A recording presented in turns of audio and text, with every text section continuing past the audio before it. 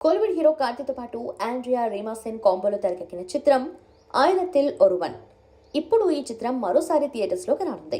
Visual wonder గా ఈ చిత్రాన్ని దర్శకుడు సెల్వరాఘవన్ తెరకెక్కించారు. 2010లో విడుదలైన ఈ చిత్రం భారీ విజయాన్ని నమోదు చేసింది. ప్రేక్షకులకు కొత్త అనుభూతిని కలిగించేలా సినిమా ఉండటంతో తమిళతో పాటు తెలుగులో కూడా మంచి విజయాన్ని నమోదు చేసింది. హీరో కార్తీకి ఈ సినిమాతో పాపులారిటీ వచ్చింది. యుగానికొకడు సినిమా రిలీజ్ కానున్నట్లు మేకర్స్ అధికారికంగా ప్రకటించారు.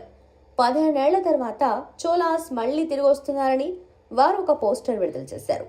ఎపిక్ ఫ్యాంటసీ మాస్టర్ పీస్ చూసేందుకు సిద్ధంగా ఉండాలని సూచించారు.